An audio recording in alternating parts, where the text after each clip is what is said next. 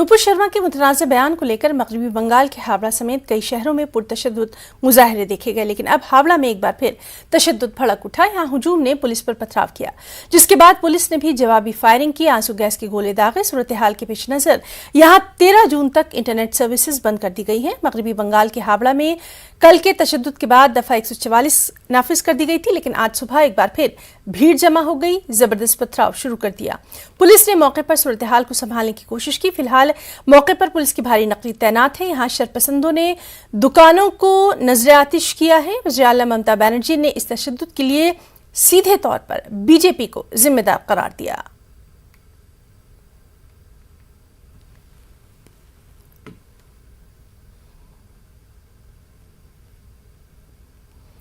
नुपुर शर्मा की गिरफ्तारी का मुतालबा करते हुए कल नमाज जुमे के बाद मुल्क के कई छोटे बड़े शहरों में एहतजाजी मुजाहरे किए गए।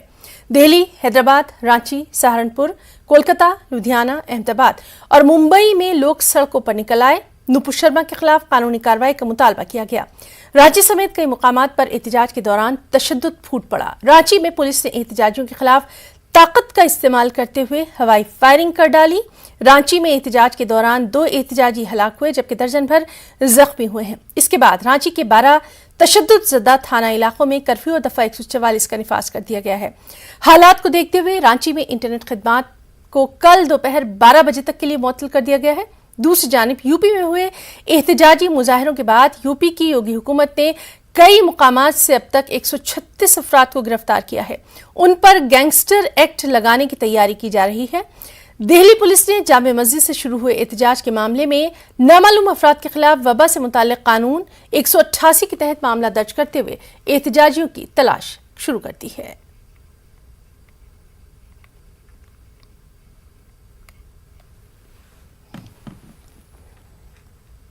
गोली लगी है। कैसे लगी गोली? पुलिस फायरिंग कर रही थी। कब हुई थी फायरिंग? आप कहाँ थे उस वक्त? हम मार्केट गए हुए थे, मार्केट से घर लौट रहे थे सामान वगैरह लेकर के। उतना ही में देखे कि भगदड़ हो गया, तो दूसरे तरफ से जाने की कोशिश की है, तो देखे उधर से दूसरा तरफ से पुलिस लोग फायरिंग कर रहा था। AK-14 चल रहा था, AK-47, उसी का 6 गोली लगा है हमको। एक पैर में लगा है 4 गोली, दूसरा पैर में लगा है 2 गोली, तो जिसमें से 4 निकल गया है, 2 फंसा हुआ है अभी भी। तो पहले भाग दौड़ हुआ, वहाँ 2-3 बार भाग दौड़ हुआ, ईंटाबारी होने लगा दोनों तरफ से, और हम लोग को झूठों में बोला जा रहा था कि हम लोग तरफ से फायरिंग हो रहा था। फायरिंग हालांकि कर रहे थे प्रशासन। 5-6 बार हवा में फायरिंग की, उसके बाद जनता में फायरिंग करने लगे सर। क्या तुम्हें गोली लगी है? जी। कितनी गोली? 1 गोली लगी है। कहाँ पर? कंधे पर। कमर में गोली लगी है और गोली लग करके पार कर गई है, निकल गई है गोली बाहर मारते हुए। ये मेन रोड में हुई है घटना। कैसे लगी उसको?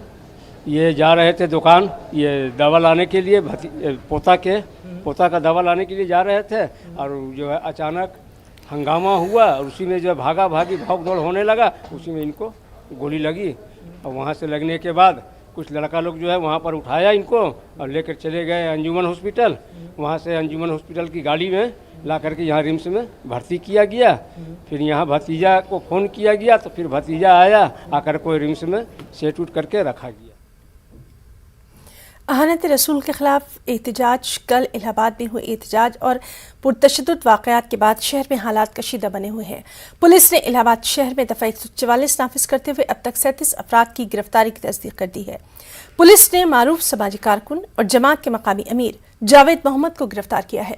जावेद मोहम्मद की अहलिया और उनकी बेटी को भी हिरासत में लिया गया है। यही नहीं, पुलिस ने MIM के जिला सदर शाह आलम को भी गिरफ्तार किया है। पुलिस के मुताबिक 70 नामजद और तकरीबन 5000 नामालूम अफराद के खिलाफ FIR दर्ज की गई है। पुलिस के मुताबिक मुलजिमीन पर गैंगस्टर एक्ट और NSA के तहत कार्रवाई की जाएगी।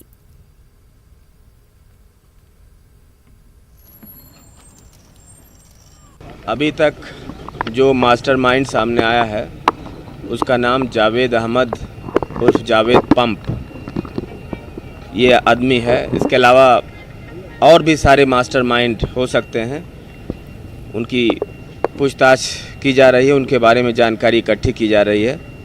अभी हमने जो कल घटना हुई, पुलिस और प्रशासन ने पहले बहुत समझाने की कोशिश की, ये मानते हुए कि सभी अपने आवाम हैं, सभी लोग बात मान जाएंगे, लेकिन अधिकांश लोग बात नहीं माने और नाबालिग बच्चों को आगे करके कुछ खुराफाती अराजक तत्वों ने पुलिस और प्रशासन पे पथराव किया है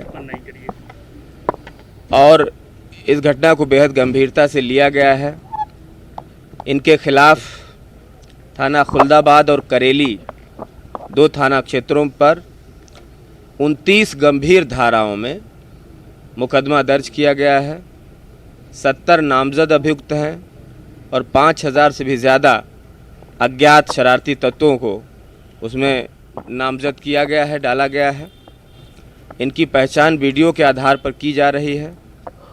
कई लोगों को मौके से हिरासत में लिया गया था।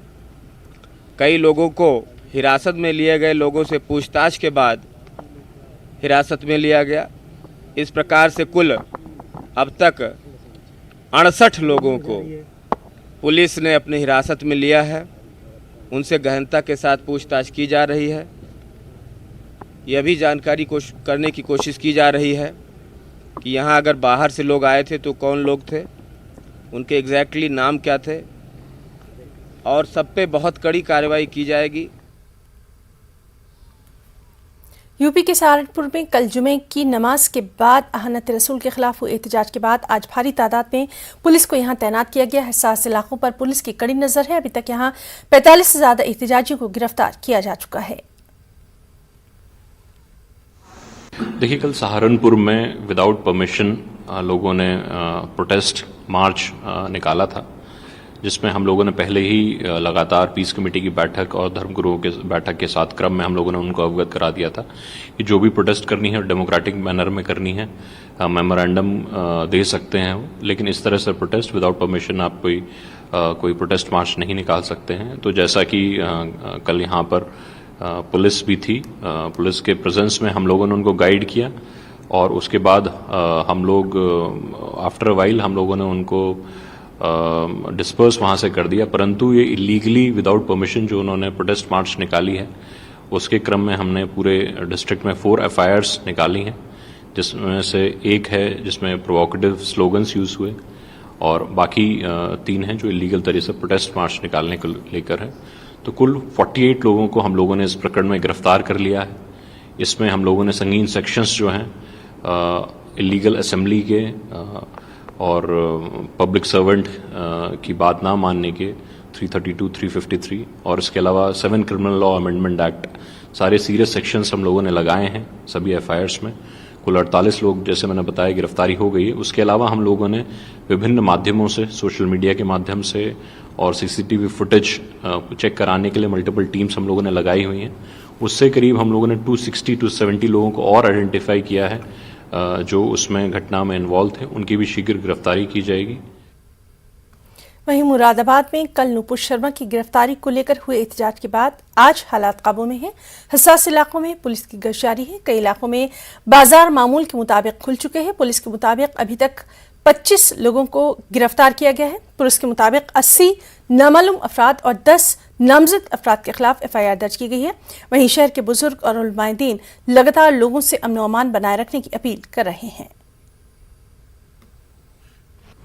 कल जो इंसिडेंट हुआ है, जाम मस्जिद के बाहर निकल के लोगों ने नारेबाजियां करी और प्रदर्शन करने का प्रयास किया था और उसमें हमने एक FIR लिखी है। 10 नामजद के हैं और करीब 80 अज्ञात में हैं और इसमें हमने तुरंत कार्रवाई करते हुए करीब 25 लोगों को अरेस्ट कर लिया है आज तक में। और ये सब वेरीफाई किए हैं, जो फोटोज़ और वीडियोज़ जो बने थे मौके के, उससे वीडियोज़ जो देखिए, अभी ऐसा नहीं कहेंगे कि सबकी गिरफ्तारी हो गई है, लेकिन हाँ, जैसे जैसे पहचान में आ रहे हैं और जो लोग उसमें दोषी हैं उनके खिलाफ कानून अपने हिसाब से, ऐसा नहीं है, जितना अपराध है उसी के प्रोपोर्शनेट में कानून अपना काम कर रहा है। नाबालिग लोग कितने हैं जो 25 लोग गिरफ्तार हुए हैं, या सब एडल्ट हैं? नहीं, नाबालिग अभी जहाँ तक जानकारी, नाबालिग उसमें कोई नहीं है, सभी लोग एडल्ट हैं। कोई क्राइम बैकग्राउंड के लोग हैं उसमें जो पहले भी इस तरह की एक्टिविटी में शामिल? नहीं, जैसा कि अभी वरिष्ठ पुलिस अधीक्षक महोदय ने आपको जानकारी दी कि अभी तक की विवेचना में ऐसा संज्ञान नहीं आया है। विवेचना जारी है, अगर आगे आता है तो उसको संज्ञान लिया जाएगा। बेंगलुरु के चामराजपेट में वाक़ई ईदगाह सरकाजी वक्फ की मिल्कियत है। सुप्रीम कोर्ट ने भी सेंट्रल मुस्लिम एसोसिएशन के हक में फैसला सुनाया है। कर्नाटक रियासती वक्फ बोर्ड के साबिक चेयरमैन और मारूफ एडवोकेट अब्दुल रियाज खान ने ये बात कही। वाज़ेह है कि हिंदू तंजीमें ईदगाह की मिल्कियत को कॉरपोरेशन की जगह करार देते हुए तनाज़ा पैदा करने की कोशिश कर रही हैं। हाल ही में यहाँ झंडा लहराने की कोशिश की गई, जिसे पुलिस ने नाकाम बना दिया। ये ईदगाह 1871 से तकरीबन 200 साल से करीब ये ईदगाह 200-250 साल की ईदगाह है, कब्रिस्तान था, दरगाह था। ये टोटल एक्सटेंट आपको 10 एकड़ 5 गुंठे ज़मीन थी। इसमें तकरीबन 8 एकड़ ज़मीन एनक्रोचमेंट में चली गई है। अब बचा है सिर्फ 2 एकड़ 5 गुंठे जिसमें ईदगाह है। सुप्रीम कोर्ट में पूरा डिटेल से जजमेंट आ गया 1964 में। वो जजमेंट में खुला बता दिया गया है ये कारपोरेशन की लैंड नहीं है। कारपोरेशन कोई डॉक्यूमेंट कोर्ट के सामने हाजिर नहीं किया है।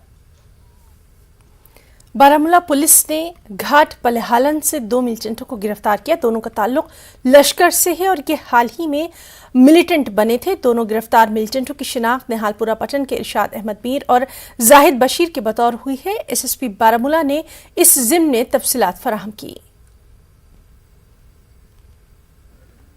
ये इन्फॉर्मेशन मिली कि 2 जो यूथ हैं, और स्पेसिफिक इन्फॉर्मेशन थी इन्हीं 2 यूथ के बारे में कि ये इस एरिया में सक्रिय हैं, और इनको टास्किंग की गई थी कि ये यहाँ के PRIs को, जो यहाँ के लोकल लीडर्स हैं उनको, और उसके अलावा जो माइनॉरिटी कम्युनिटी के कुछ लोग हैं यहाँ पे, उनको टारगेट किया जाए। तो उसी ताक में, उसी फिराक में ये लोग थे। और उसके बाद काफ़ी जो हमारी ज्वाइंट टीम्स थी वो एक्टिवेट की गई, और जहाँ का इनपुट मिला था वहाँ पे हमको एम्बुश लगाया गया। और जो एम्बुश लगाया गया उसकी तरफ से उसमें हमारा जो है काफ़ी एक बहुत ही ब्रेव और करेजस रोल रहा कि जब ये 2 शख्स सामने से आए तो हमने इनको चैलेंज किया, हमारी पार्टीज ने इनको चैलेंज किया, और चैलेंज के बाद वहाँ पे एक जो माहौल था वो ये बन सकता था कि जहाँ पे इनको हमें न्यूट्रलाइज करना पड़ता, बट बहुत ही जिसको हम कहेंगे कंट्रोल, और ये ध्यान में रखते हुए कि एक नए रिक्रूट्स हैं तो इनको हमने चेज किया, और चेज करने के बाद इनको जो है एप्रीहेंड किया, और इनसे जो है हमको 2 पिस्टल्स, 18 लाइव राउंड्स और 3 मैगजीन पिस्टल्स के साथ जो है वो बरामद हुए हैं, और इनको अरेस्ट कर लिया गया। और श्रीनगर बारामूला हाईवे पर एक IED को नाकारा बनाया गया। रिंजपुतखा सोपोर के करीब IED एक जगह नस्ब पाई गई थी। उसे आज सुबह सिक्योरिटी फोर्सेस ने बरामद किया और उसे नाकारा बना दिया। IED सड़क किनारे फेंके गए कचरे के नीचे छिपी हुई थी। मामूल की रोड क्लियरेंस के दौरान फोर्सेस की पार्टी को ये IED मिली थी। IED का पता चलते ही श्रीनगर मुजफ्फराबाद हाईवे पर ट्रैफिक 2 घंटे तक मुअत्तल रखा गया। बम डिस्पोजेबल स्क्वाड और स्निफर डॉग्स को यहां तलब कर लिया गया था। बम डिस्पोजेबल स्क्वाड ने IED को पूरी कामयाबी के साथ ठिकाने लगा दिया और इसी जगह धमाके से उसे उड़ा दिया गया, जिससे एक बड़ा सानहा टल गया। इसके बाद पूरे इलाके में क्लियरेंस और मुनासिब सैनिटाइजेशन के बाद हाईवे पर गाड़ियों की आमदरफ्त को बहाल कर दिया गया।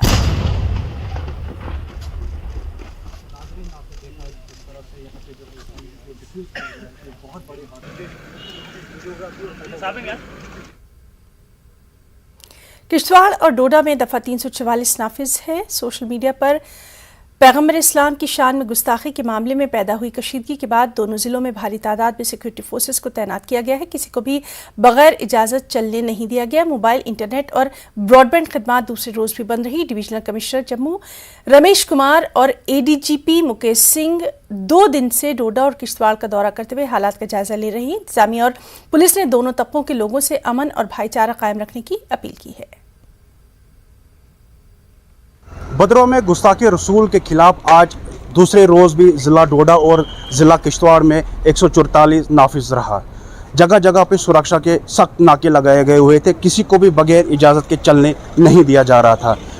आज दूसरे रोज़ भी ज़िला डोडा और किश्तवाड़ में स्कूल, कॉलेजेस और दुकानें मुकम्मल तौर पर बंद रही।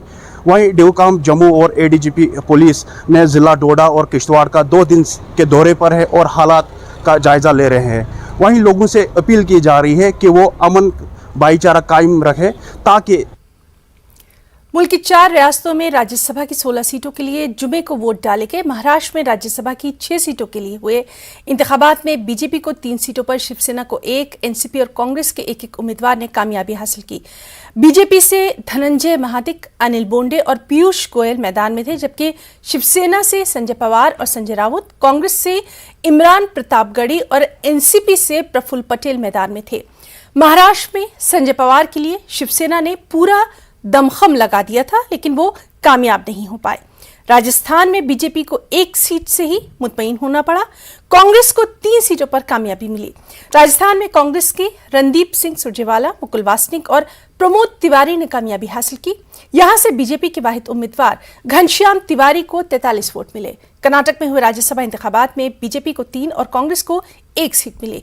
कर्नाटक में मरकजी वजीर खजाना निर्मला सीतारमण, अदाकार सियासतदान जगदीश और लहर सिंह सिरोया ने बीजेपी से कामयाबी हासिल की, जबकि कांग्रेस के साबिक मरकजी वजीर जयराम रमेश भी जीत कर राज्यसभा पहुंचने में कामयाब रहे।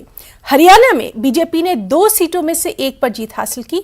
दूसरी पर आजाद उम्मीदवार कार्तिकेय शर्मा ने जीत दर्ज करवाई। नहीं, जाहिर सी बात है, जीत के आए हैं, बड़े संघर्ष के बाद जीत के आए हैं। भारतीय जनता पार्टी ने तमाम साजिशें की, काउंटिंग देर से शुरू करवाई, उसके बाद भी हम लोगों ने पूरे धैर्य से इस चुनाव को लड़ा और अंततोगत्वा हम लोग चुनाव जीत करके आए। मुझे इस बात की बेहद खुशी है। मैं महाराष्ट्र के अपने तमाम विधायकों का शुक्रिया अदा करूंगा जिन्होंने इतनी शानदार और बड़ी जीत दिलाई है। बहुत खुश हूँ। जिंदगी में जो बहुत मेहनत की थी, अपने शहर की ताजा हवा लेके चला था, हर दर्द की यारों में दवा लेके चला था। मुझको यकीन था कि रहूंगा मैं कामयाब, क्योंकि मैं घर से माँ की दुआ लेके चला था।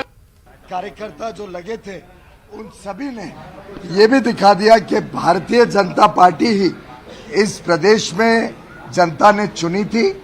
फिर एक बार जनता को मौका मिलेगा और जनता भारतीय जनता पार्टी के साथ खड़ी है। महाराष्ट्र में छल की राजनीति जो शिवसेना ने की, और जिस दिन मैं नामांकन भरने भी आया था उस दिन भी मैंने यही बात रखी थी कि महाराष्ट्र की जनता दुखी है इस सरकार से।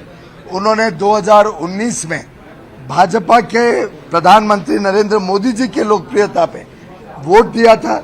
मैं स्वयं दक्षिण मुंबई में घूमता था, सब हमें कहते थे कि आपका कैंडिडेट होता तो हम जिताते। हमने कहा नहीं, शिवसेना हमारी मित्र पक्ष है, उसके आप उनको वोट दीजिए, उनको वोट देना यानी मोदी जी को वोट देना।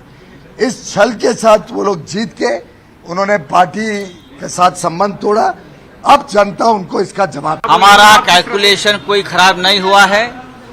हमारे जो दूसरे उम्मीदवार है संजय पवार, उनको फर्स्ट प्रेफरेंस के सबसे ज्यादा वोट मिले 33, और जो बीजेपी के उम्मीदवार जीत गए हैं उनको मिले हैं 27 या 26, कितने हैं 27। हमको फर्स्ट प्रेफरेंस के 33 वोट मिले, लेकिन राज्यसभा की जो चुनाव प्रक्रिया है वो बहुत ही पेचीदा है। तो इस प्रकार से सेकंड प्रेफरेंस वगैरह वोटों की गिनती जब हो गई तो उनको आगे बढ़त मिली।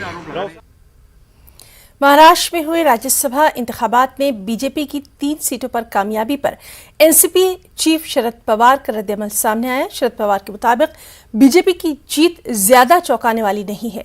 उन्होंने कहा कि एमवीए की वोट की तकसीम नहीं हुई, बल्कि आजाद उम्मीदवारों की वजह से बीजेपी को 1 सीट पर कामयाबी हासिल हुई। और धक्का वैसे असा प्रकारचा निकाल नाही। तुम्ही जर मतांची संख्या बघितली प्रत्येक उमेदवाराची, तर राष्ट्रवादी काँग्रेस, शिवसेना आणि काँग्रेस यांच्या उमेदवारांना जो कोटा दिला त्या कोटाचा म्हणजे काही फरक पडलेला नाही। फक्त एक होणं प्रफुल्ल पटेल यांना जादा पडले, आणि ते कृष्ण आल्याने मला ठाऊक आहे ते या आघाडीचं नाही, दुसऱ्या बाजूचं आहे। हा भाग थोडा आता 27 सीट जी शिवसेनेने लढवली तिथं आमची गॅप फार होती, मतांची संख्या कमी होती, पण धाडस केलं आणि प्रयत्न केला. एनसीपी लीडर सुप्रिया सुले ने महाराष्ट्र में राज्यसभा इंतखाबात में बीजेपी की शानदार कारकर्दगी पर बीजेपी को मुबारकबाद पेश की. उन्होंने एमवीए की शिकस्त तस्लीम करते हुए इस ताल्लुक से गौर खौस करने की बात भी कही. Well, I'd like to take this opportunity to congratulate the Bharatiya Janata Party on their performance. And of course, every election, you can't win every election. So we accept our defeat with full humility. And we clearly need to introspect of what went right and what went wrong. Voting pattern is slightly different. It's not like a Lok Sabha or Vidhan Sabha election. So I think in the next couple of days we'll have complete clarity as where the gaps were, and we'll clearly work harder and correct where the gaps were. ये जीत है श्रीमती सोनिया गांधी जी, श्री राहुल गांधी के नेतृत्व की. ये जीत है अशोक गहलोत सरकार की. ये जीत है उन सारे Congress, independent, BTP, communist party, Lokdal और हमारे अन्य विधायक साथियों की, जिन्होंने कांग्रेस की नीतियों में विश्वास जताया. ये हार है उन सारी ताकतों की जो राजस्थान का स्वाभिमान वोट की मंडी में पैसों से खरीदना चाहते थे. ये हार है उन ताकतों की भी जो राजस्थान की चुनी हुई सरकार को अस्थिर करना चाहते थे. ये एक करारा जवाब है उन सब ताकतों को जो प्रजातंत्र पर बुलडोजर चलाना चाहते थे. अल्पमत में होकर वो बहुमत को ठगना चाहते थे. राजस्थान की बहादुर जनता और बहादुर विधायकों ने फिर दिखाया है कि सत्य की जीत हुई. धनबल, बाहुबल, ईडी, इनकम टैक्स और कालाधन. महाराष्ट्र में एक बड़े ड्रामे के बाद बिलाखिर राज्यसभा इंतखाबात के नतायज का ऐलान किया गया. बीजेपी ने 3 सीटें जीतकर महाअघाड़ी इत्तेहाद को जबरदस्त धक्का पहुंचाया. जीत को लेकर महाराष्ट्र के मुख्तलिफ हिस्सों में बीजेपी कारकुनों ने खूब जश्न मनाया. अकोला में भी बीजेपी कारकुनों ने आतिशबाजी और ढोल ताशों के साथ जश्न मनाया. हमारे नुमाइंदे रिजवान खान ने बीजेपी लीडर विजय अग्रवाल से खास बातचीत की. आपको क्या लगता है सर, किस तरह से जो महाअघाड़ी सरकार होने के बावजूद, जिस तरह से उनकी एक तीनों पार्टियों की मतलब यूनिटी होने के बावजूद आप लोग जो है तो 3 सीटें जीतने में यहाँ कामयाब हो पाए? महाराष्ट्र में जो राज्यसभा के चुनाव हुए उसमें भारतीय जनता पार्टी के तीनों प्रत्याशी भारी मतों से उनकी जीत हुई है. उनका मैं बहुत बहुत अभिनंदन करता हूँ. महाराष्ट्र की जनता का भी